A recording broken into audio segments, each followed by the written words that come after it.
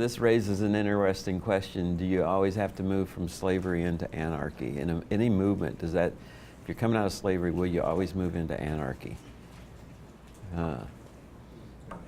And according to Wadowski, yeah, that's inevitable.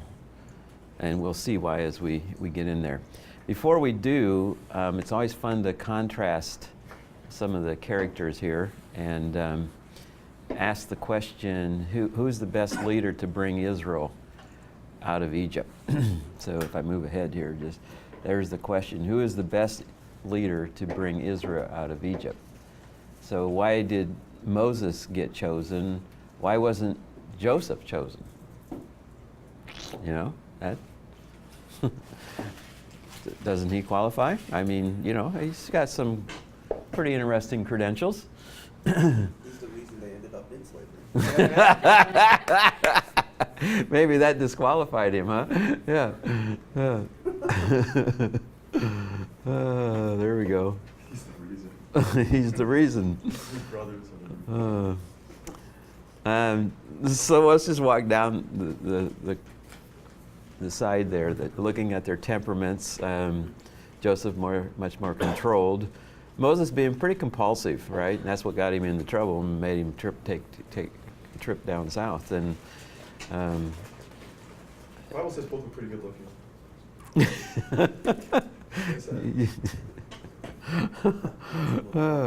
I missed that one. Character, very upright. Moses known to be what? The meekest person. So identity, Joseph secure. We find Moses very hesitant, so he's insecure. Joseph is strong focus on his family, bringing the family into there because of the famine and so forth. And then Moses focusing on the mixed multitude plus the animals. Action, help, assistance to the family versus a little revenge taken out there. And then Joseph, very good at administration, so he's got a great track record on that. And Moses, more the revolutionary, walking right into things, and the compulsive side of him gets him into trouble, as we've seen. The task, you're right, Amos, leads into slavery, and Moses' job is to lead them out of slavery. So that's the question of questions there. Who is the best leader to bring Israel out of Egypt? And so Moses goes outside and brings in Moses to do that. This is interesting because God prepared Moses in a palace to lead in the desert, and God prepared Joseph in a desert to lead in a palace. Okay, that just messes up a little bit of our way we do our training. You know, it just flips it on us. So when we're done with this program, we'll probably all end up. Yes.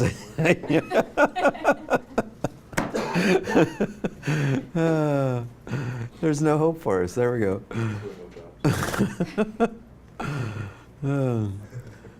Whatever you thought you were going into will be just the reversal. Okay, there we go. And then you'll know you're in the right place.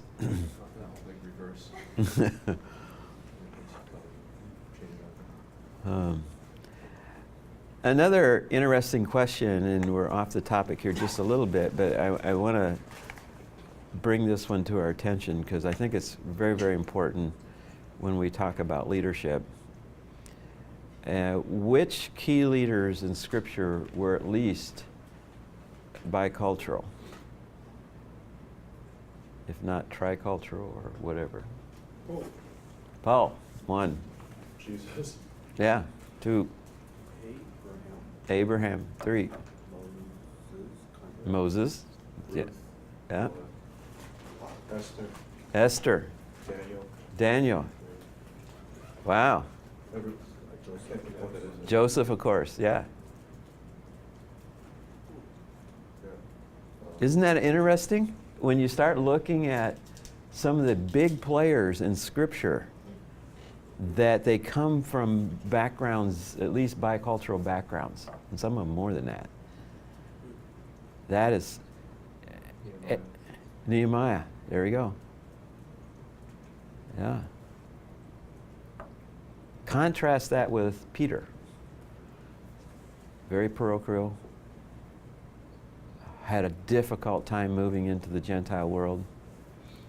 We give him credit because he tried, but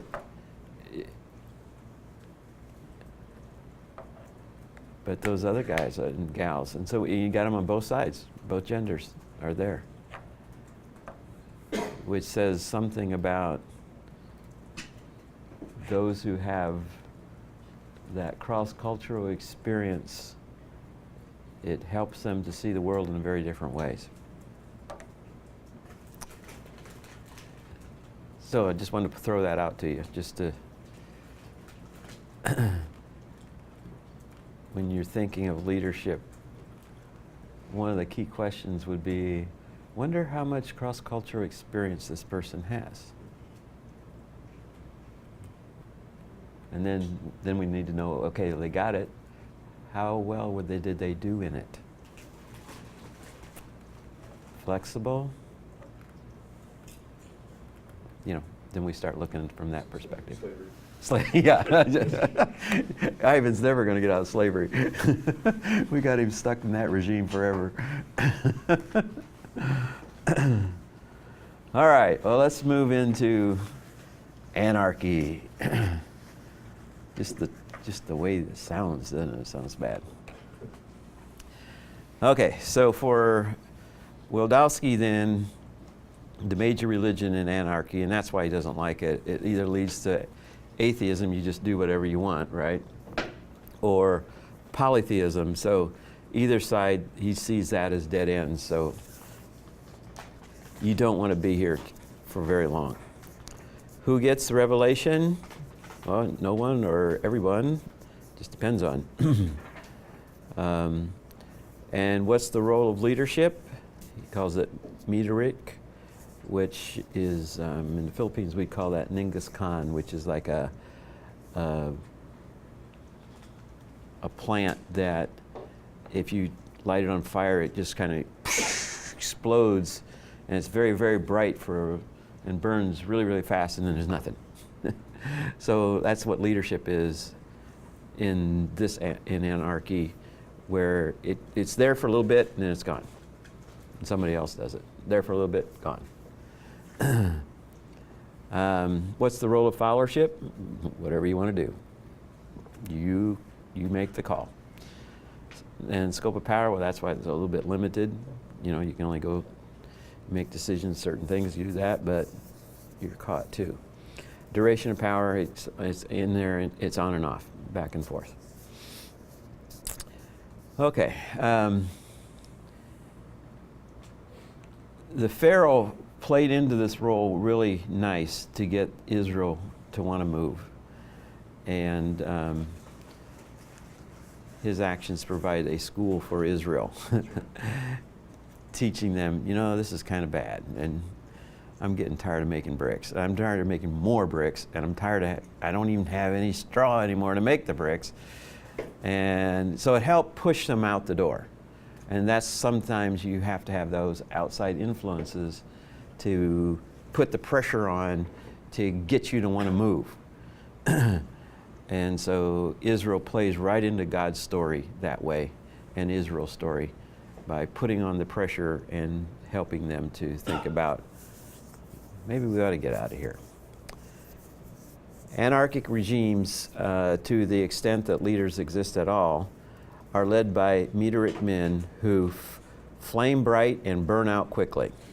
The right man in the right place at the right time for the right purpose right now. Well put, well summarized right there. And that's what happens during the time of anarchy. People just raise up a little bit of leadership and then they're, who were they? I don't remember them anymore. So the Exodus, as they move out, then take their 6 million plus animals and cross over and start their journey, they're not gone too long, and that's when anarchy starts to set in. The desert has its own way of making you feel a little bit uncomfortable. Like we need water. Like it gets cold at night. Like it's hot during the day. And we have all these animals that need to eat and drink. And yeah. So they start, and this is what happens. And once again, when you start to think of new movements, what happens? People start to look, once the pressure starts, which usually doesn't take very long, and we see that when you could go to Acts 2, 3, and 4, doesn't take long for that new movement to also have a lot of pressure put on it. When that happens, what happens? They start to look backwards. Oh, think about the golden age. Or like in former Russia when, oh man, you know, before we were free, we had all this stuff, you know, you could go to the store and get all this good food and stuff and bread, and forgetting that they had to stand in line outside for hours and hours in the cold before they could get in and then fight over what was left. You forget certain things and you remember certain things, and that's what was happening to them. They're thinking about the good old leeks and garlics and all that kind of stuff back there in Egypt. If only we had died in the Lord's hand in Egypt. And so the fighting begins, and the quarreling begins with the leadership. Okay, so now Moses now is really questioning, what in the world have I got myself into here? We got them over, we got them across, we got them going, and now they're wanting to return. Oh boy, okay. So the whole community grumbled against Moses and Aaron. The Israelites said to them, if only we had died in the Lord's hand in Egypt. There we go. Welcome to leadership. All right. When you think of interact, how does structure, HR, and the power side of it, and then the symbolic side of it fit into anarchy? Is there any anarchy in interact? And if so, who is involved? Rhetorical.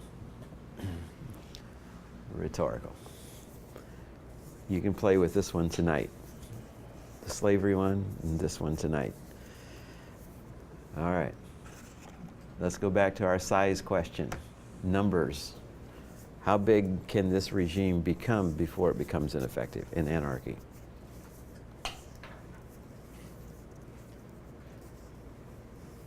Can it get as big as slavery? Yeah, much more limited.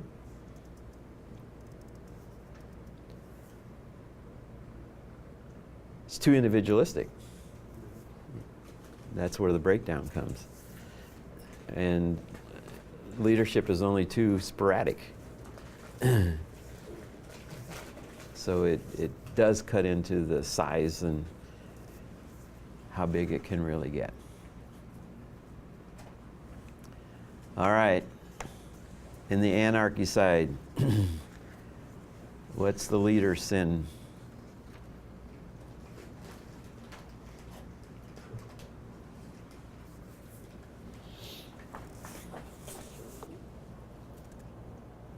What is it? Is there really a leader?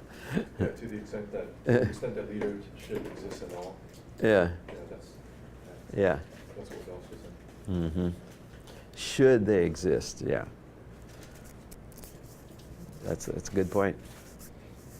If there is one, what would be that leader's sin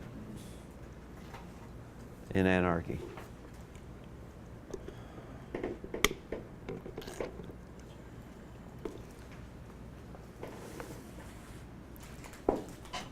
Or follower sin, either side. I think a follower shouldn't. No. model with Israel, there's a saying, the good old days are a combination of a bad memory and a good imagination. Say that again, nice and slow. Let's hear this. Nice and loud. Make sure that gets caught. The good old days are a combination of a bad memory and a good imagination. So the follower's sin is a bad memory. Like, they have all these grandiose ideas, but you know, when it gets tough, they're like, oh, but it was so great. Bad memory. I mean, man, they forgot so quickly. Yeah. And so Yeah. they allow themselves to get swept up into the moment. That's probably maybe a leader's Yeah. sin as well. Yeah.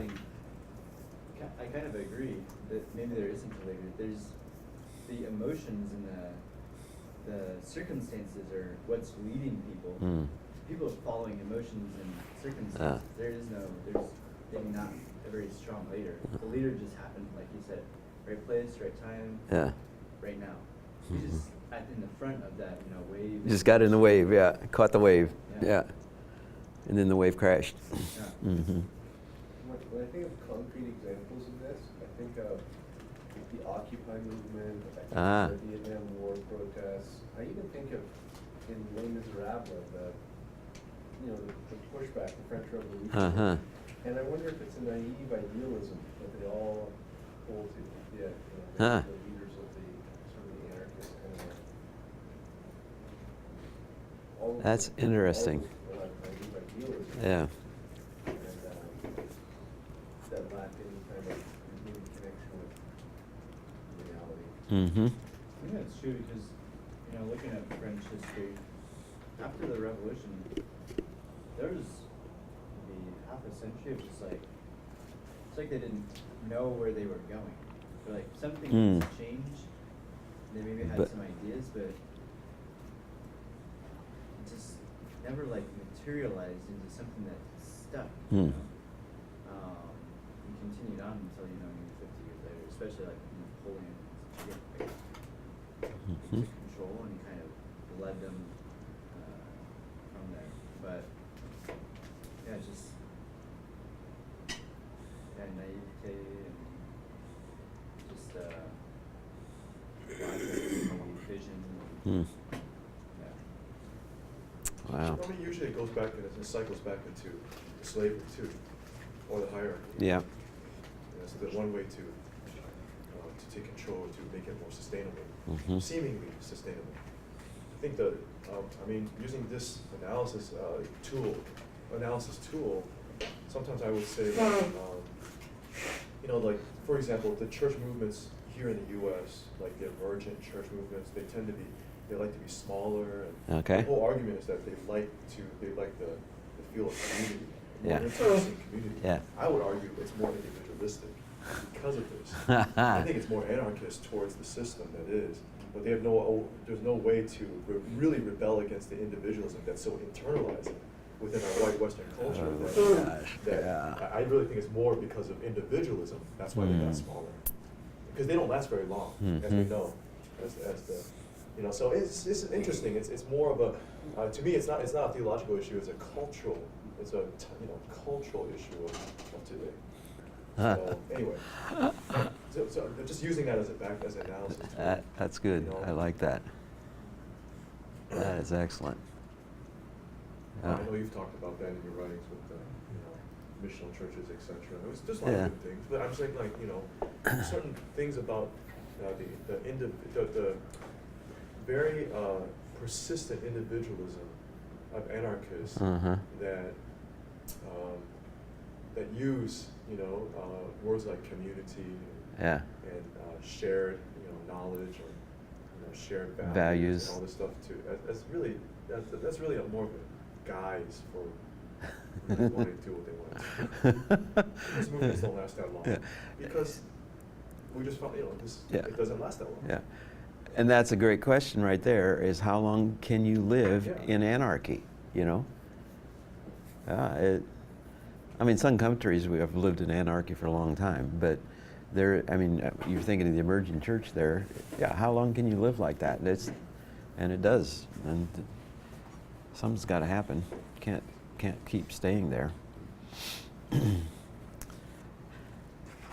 Okay, good. So, what does anarchy regime reveal about Interact? Is there any anarchy in Interact? And if so, where's it coming from? All right. Let's get out of anarchy, because it's not fun. It's it's too unstable, okay? That's what it is. It's very unstable.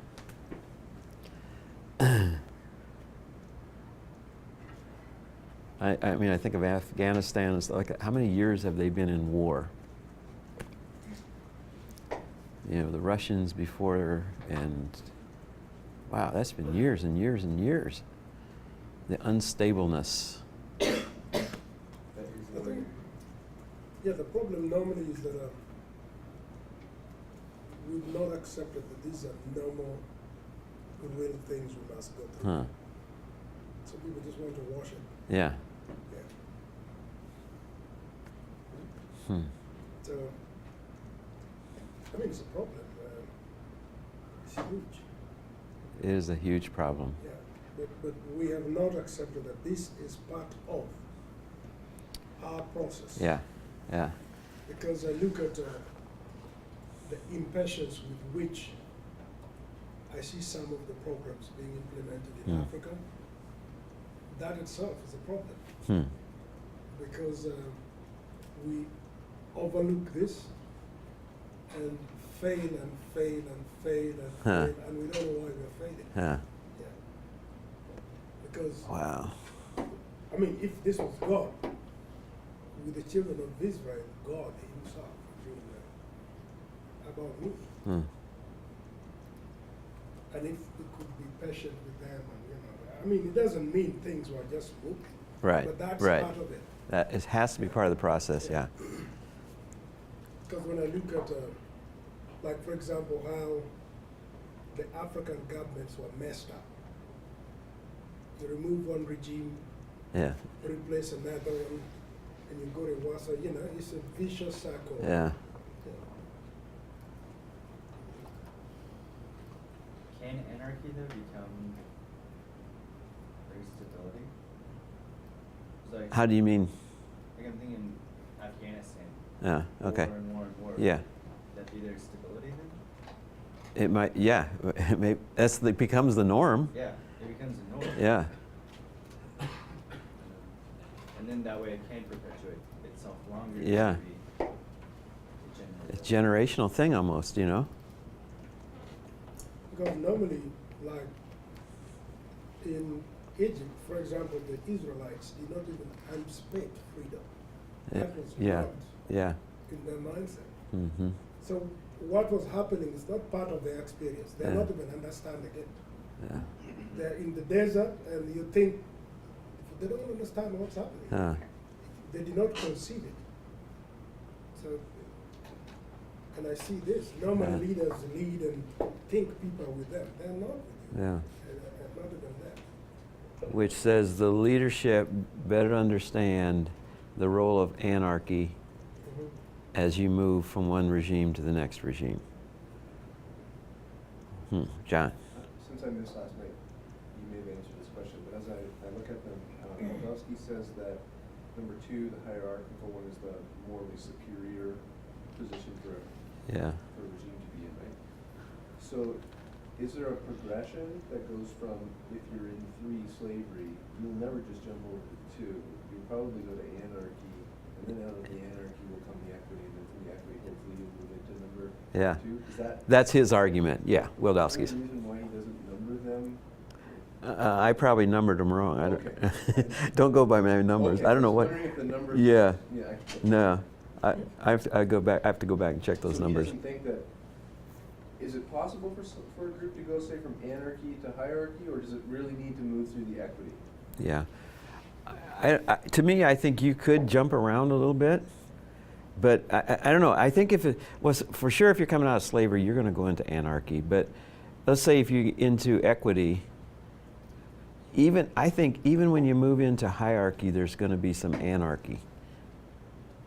I think there's almost anarchy between any move, one way or the other, because you don't quite know what you're getting into, and so there's always the thing, you're always looking back a little bit, but you didn't quite like that, so you want to go ahead, but you're not sure what you're getting into. So I always think to me, anarchy is what? It's instability. So to me, I would almost put a little anarchy between each one of those. Because it's instability. It's not knowing what you're getting into. Yeah, look at Egypt now. Yeah. The other time, right? Yeah. The military is again warning. Mhm. They may take our king back. Yeah. You're abusing it. Mm-hmm. So deal with that. Yeah. Look at what people believe in. Does he address in the book, and I might be miscategorizing this, but if in the period of the judges, it seems to me much more of an equity. Yeah. Was, you know, you have the judges, there's not. Yeah. But then you move into the period of the kings. Kings. You have a hierarchy. Then we're moving up. That's not out of the Old Testament and from a Jewish perspective. A faithful reading of the text. That's not the higher. That's not the higher, more superior moral Yeah. regime. It's Right. actually the equity. The equity. So what does Wildowski have to say about that? He's a little okay with equity, but he thinks hierarchy is where you got to go, and that's why. And he'll follow it up with with Saul and then David and Solomon, and those guys will finish it off, and bring it up to its highest level. Even though God said, "I'm only giving you the king because you're asking for one, but that's not my best plan." Yeah, even so. But I think God had told them they would have a king. Yeah, Only that the type of their king would be different. And that was saying, you will have a king, but it will be a king after me, not. But for them, they asked for a king after their neighbors. Yeah. I think that's what the problem is. But he said you would have a king, at least in Deuteronomy. But they forgot about that, and they asked God for a Yeah. king after their neighbors. Mm-hmm. And So that was the do problem. you think it was God's ideal, like sort of? Yes. He knew that he wanted to Yes. institute Yeah. hierarchy. He told them in Deuteronomy clearly, you will Yeah. have a king, but a king after me. Yeah. And when it came to the time of asking for a king, they asked for a king after that they may look like There you go. their neighbors. Yeah. That's the only problem, but not the position. So it wasn't the of problem king. of hierarchy and kingship. No. It was the problem of the. No, I don't think so. Their motivation for asking it was the problem. Yeah. Yeah. God was a king after me. A king who reflects my character. Mm-hmm.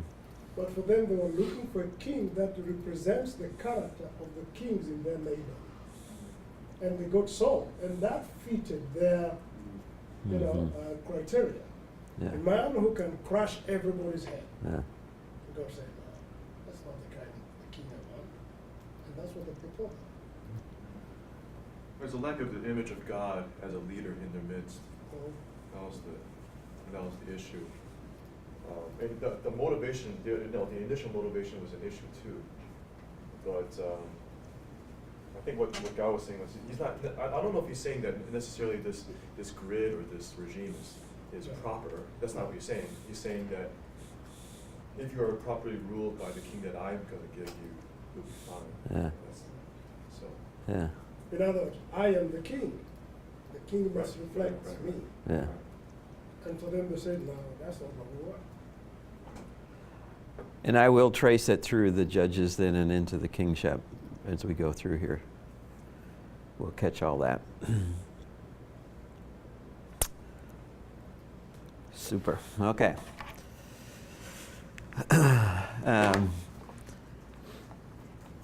Henotheism then, single God for a separate people. Equity. This, a lot of Ifugao is centered in this type of collective. It's almost a collectivist community.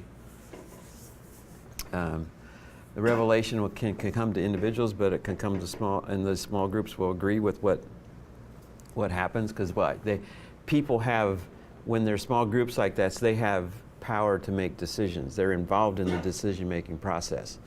There's a first among equals, but there is usually discussion on whatever the decision or whatever is being talked about, and then the leader summarizes the conclusion.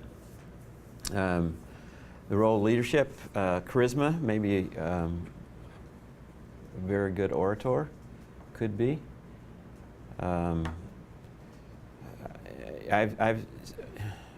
I've seen him not necessarily be a good orator. Depends on what group you're talking about. I think of the Ilonggo there in the Philippines. Boy, their whole thing is centered on if you're a good orator, you're going to be a great leader. It just comes with the package.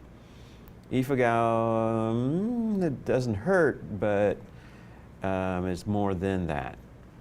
So you just kind of have to be wise and have worked your way up the system, especially in the sacrificial system. That'll help too. So the role of the leader, follower, then you do what the group wants because actually that was what you wanted as well. So, I mean, sometimes you're not going to get everything you want all the time, but at least you feel like you're involved in the decision-making process. Scope of power from non-existence to or unlimited. So it just depends on you get your way or don't get your way. How long does it last? Well, it's on and off, depending on what's being discussed and so forth. So these are, this is like when we're in the period of the judges a little bit. We're moving out of tribalism into more collective groups here on a little bit bigger basis, which eventually will take us up into the kingship once we hit hierarchy. I'll try to lay that out for you a little more sophisticated in a little bit here. One of the things we see coming in now at this point is that a covenant is made in Exodus 19, and now you start to see some. Okay, they have to have an identity, right? So what helps them to start to get that identity? Well, God makes some covenants here, or at least this covenant, and He calls them a kingdom of priests and a holy nation. Wow, okay, so that's like new information. So they're going to have to process that. What in the world does that mean? Who are we? You know, we are a kingdom of priests. Oh, we're a holy nation. Okay. And so, you know, they have to process that through. And of course, they're not going to come to the understanding that God would want them to have right then. I mean, right, you know, when the maturity level, the spiritual maturity level that he'll get out. It's going to be limited at this point because of their understanding. But hopefully that will grow over time. To understand what it means to be a kingdom of priests, to be a holy nation. And so they make the commitment, yes, we'll do whatever you say. And then there's a bunch of commandments that are given as well. So kind of a rule book comes along with the covenant. Here's what you're to do now. But all that is helping them to form a new identity to a nation as to who they are and what their role in this world is all about. So it's a start point. And that's why you have to look at it. It's a start point. It's not, they're not where they need to be yet, but at least now they're starting to process it, right? Well, it didn't take long. You know, we just move another 15 chapters or so. And Moses, of course, is up on the mountain and getting more of the law there, and comes down and finds that the golden calf has been made. Aaron's been instrumental in that. And so we have a problem. So we see the maturity level is not quite there, and Aaron becomes complicit in the whole process along the way. So, but notice the role, the mediator role, because now you have think of patron-client, Moses being the patron, the client being Israel, and you've got patron God up there going to destroy the whole works here. Pretty upset what's going on. Just making the law come down and it's already broken, you know. Okay, but Moses takes that mediator role. Okay, kill me first. Kill me first. This is Moses. I mean, he is not afraid to jump into the fray and do a little negotiation here with God. Not afraid to do that.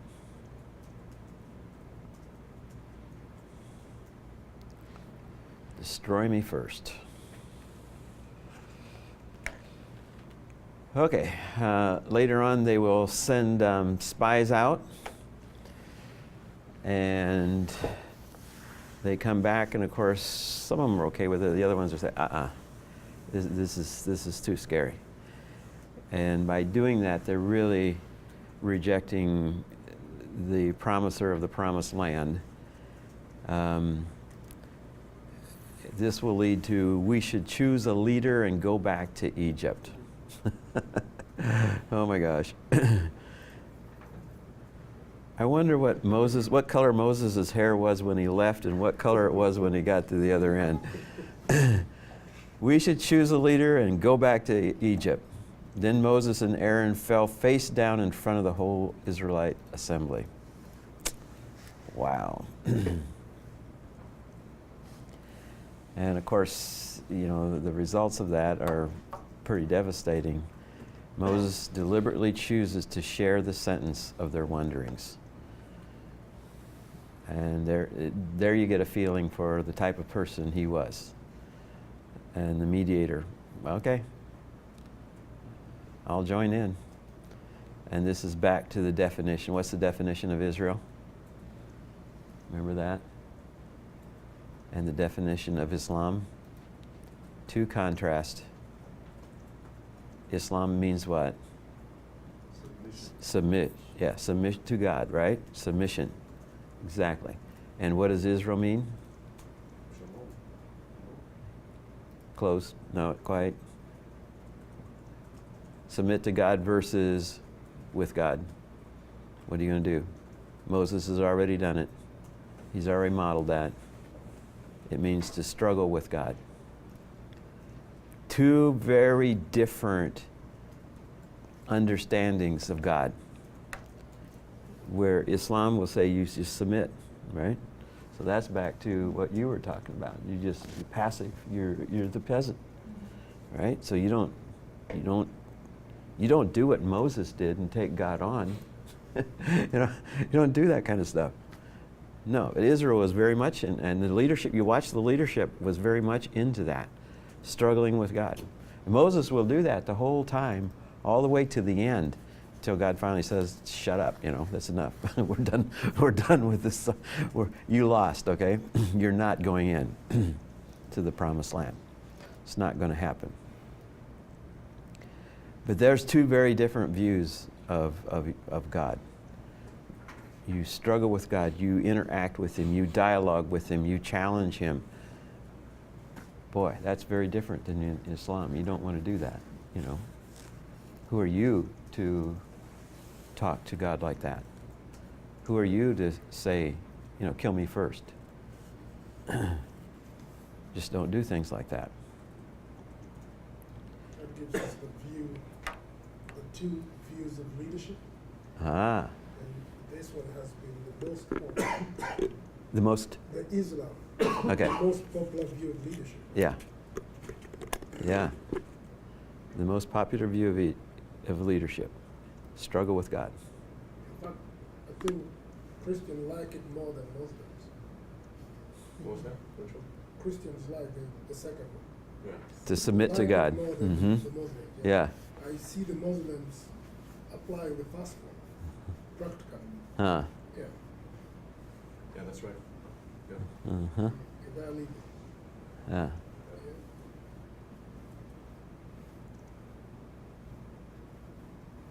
Excellent.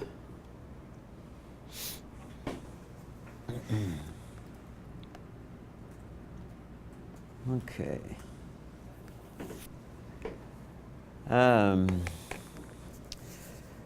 The Exodus then encapsulated in Isaac. And Wildowski says then that Isaac is the people and the promise. So Abraham has his knife. When he's raising it up, has it at the throat of the entire Jewish people. He brings that knife down, That's it. And what Wodowski is showing here, that just as Abraham had faith, Moses is demonstrating that same faith. And then once we get to Joshua, guess what? Joshua will also demonstrate that same faith. And so you see that faith going from one leader to the next leader to the next leader like that. He has the same faith as Abraham there. Excuse me.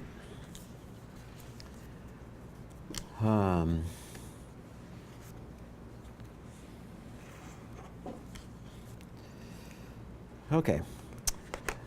This is the theme that we've already seen and we will continue to see all the way through, that when there's conflict that's going to happen, then you resolve it by separation. You don't resolve it by compromise. Or, no, let's put it this way. Don't resolve it by accommodation. You will challenge it. You will take it on head on, and there will be reactions or be results because of what happened there.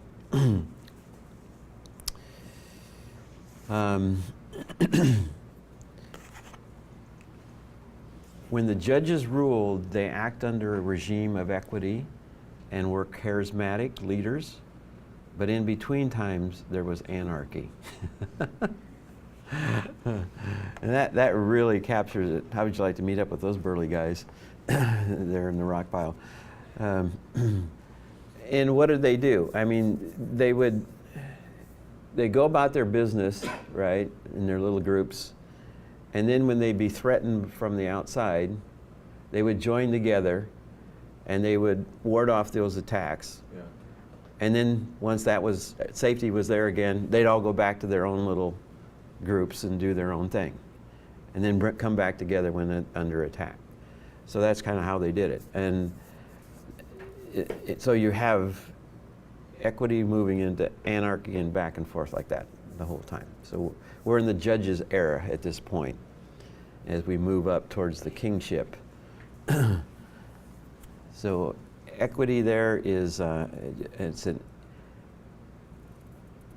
interesting,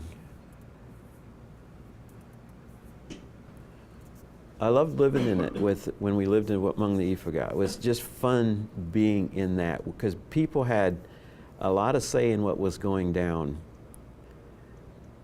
And males had it, females had it. All were involved in the discussions and the decisions that were there. And then they would work communally together for, whatever happens our community would work with 2 other communities. So when the rice harvest time would come together, there was planning to do that, and planting, same thing, all the way through. And just interesting to see how they worked under equity like that. It wasn't that there weren't any problems and challenges and that kind of stuff. There always was. But they had interesting ways of resolving that. They had landslide. You have the rice terraces there, right? So wet rice. So every once in a while when there'll be flash floods or whatever, and then you have landslides. Okay, how do you know where one person's terrace ended and the next one? You're looking at this, the land's going like this now, it's not going like this, all right? So now how do you tell? Well, they bury these 4-foot, it's kind of like very hard wood. They drive that way as far as they can down the ground. And you got to go out and you got to find those once there's a landslide, and then try to determine that. And so I've been invited on cases like that where I'm just the witness. I'm one of the witnesses. The barrio captain or somebody is also there. Some barrio councilman will be there. And to go out and they decide how it's going to be, they decide where it's the end, one ends and one begins, the property line, and then they go back into the village and the councilman will ask, are you in agreement with what we decided? Yes. Are you in agreement with what we decided? Yes. Here's the rice wine. Let's drink. Drink the rice wine, Okay, that seals the deal. That's the symbol that everything is agreed upon. Nothing's written down, of course. This is all oral. But I'm a witness. The consulman's a witness. There might be one or two other witnesses that are there. So should anything come up over time, they'll come back and they'll ask the witnesses, what did you see? What did you hear? Bring it there. But the operation of equity in tribal society of the Ifugao was really interesting to watch. Every once in a while it would move into a little bit of anarchy, but it never stayed there very long. It would come back this way. As the government, outside government, the Filipino government, came in and decided they were going to build roads through there. And now they're talking money like they've never seen. They've never seen these thousands and thousands and thousands of pesos. You know, never seen them much. They've heard of them, but they've never seen that much money. They don't know what to do with it. But then they had to have people who could be liaisons now from the inside of equity to the hierarchy coming from the government. And that would end up to be people who could read and who had some kind of education and who had been out a little bit and knew how to handle that, which then challenged the leadership, the older generation of leadership, because now you have younger people who get placed in leadership levels who never would have been there yet. Only they're there because now they know how to deal with the outside, where the older people really didn't know how to deal with the outside. So that started to challenge that. As they moved out working with hierarchy coming in from the government, it challenges the stability of the leadership level on the equity side of it. That could bring in a little bit of anarchy as they tried to work through that. They worked through that pretty good though. But see, that's why nothing's ever stable. And it's always moving back and forth like that. And then how can the people deal with that? You know, well, the older leadership did not have an idea how to work with government who's going to offer them thousands and thousands of pesos, which led to other issues down the line once that money came in. Because who needs this much money, you know? I need a house, so, all right, well, let's just, you know, what's a few thousand pesos? We got all these, you know, just don't know how to do it. But anyway, the government coming in a hierarchical way had no clue how to work with people who work piecemeal. You know, give them enough money to build a kilometer of road, then we would have been fine. Don't give them enough money to build all the things from Kiangan into, actually, right above my village, right there. You know, don't give them all that money at once. They don't know how to handle that. Never had to handle that. And those younger guys still didn't know how to handle that. You know, they're just walking into this stuff. Biola University offers a variety of biblically centered degree programs, ranging from business to ministry to the arts and sciences. Visit biola.edu to find out how Biola could make a difference in your life.